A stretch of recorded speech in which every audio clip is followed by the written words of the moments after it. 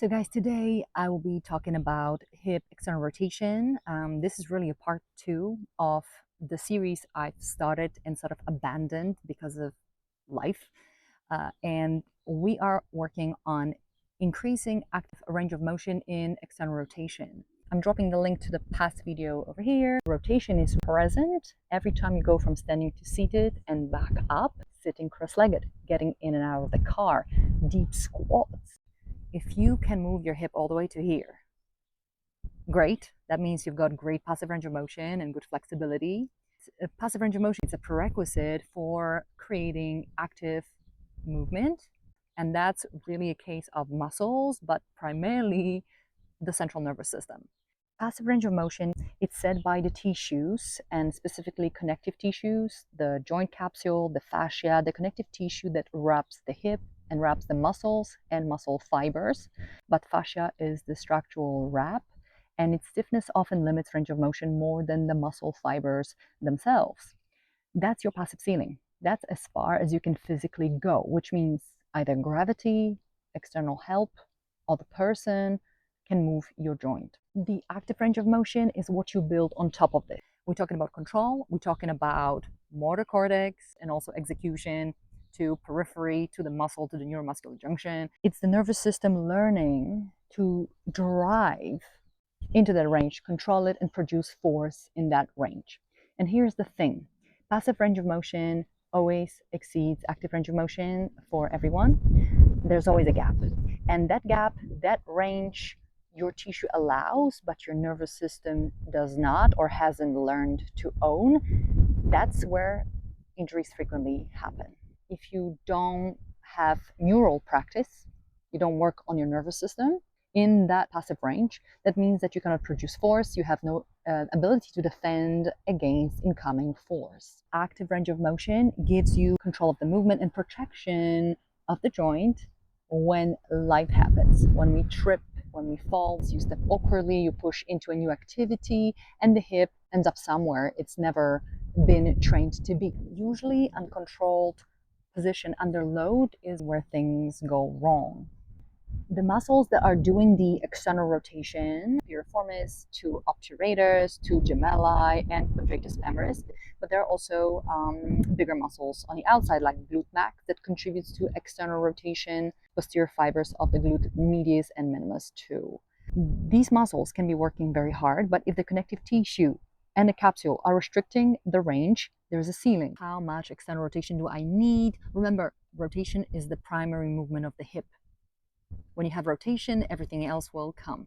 So I would say build yourself a good buffer. It also depends on what you want to do with your hips. If you want to pick up some new activities in the midlife and your hips are a little bit stiffer and don't move that well, then I recommend you start with rotation.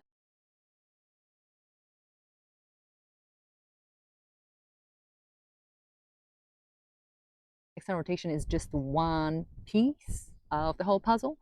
So let's start building it properly. In the next videos, I'm going to complete all the missing pieces, break down every other movement of the hip, so we've got the full picture, the hips 360. And if you know someone whose hips giving them grief, send that video their way. If you want to maybe join live stream classes that I'm doing on Sundays, I'm also dropping the link to subscribe. Otherwise, you can hit me up on Instagram. Okay, guys, three accessible drills to improve active range of motion in hip external rotation. That's the sideline position. Use the blocks and cushions to fill the gaps below the head, below the rib cage, and just get to your max external rotation. You can go higher with the setup like I'm showing you, putting elbow on the blocks or putting the cushions below the rib cage. Make sure that the spine stays nice and long and we're not compensating by side bending. And then just try to lift the foot off the ground and not by moving your ankle, but rather by rotating the thigh bone externally. There will be sensation of activation through the inner thigh. You may expect that, especially if you add resistance with a plate or book or even ankle weight.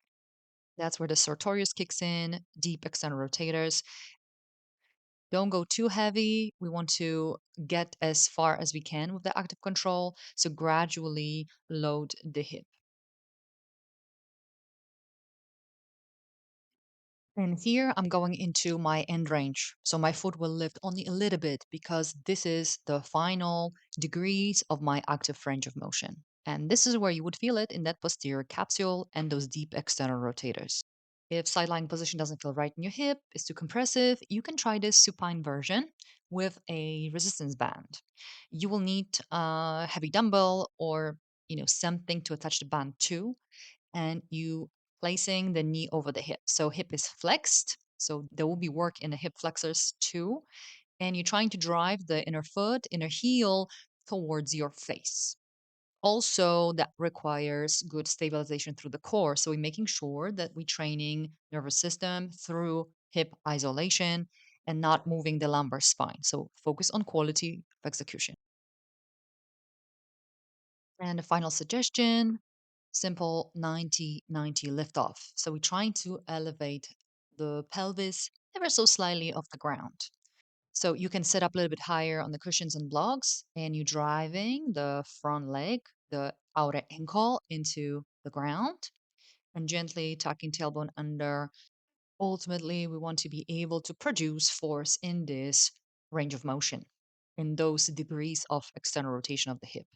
The more proficient you get, the more comfortable you get, you can start a little bit lower, maybe with just one block or no blocks at all. You could even do this from a full pigeon position.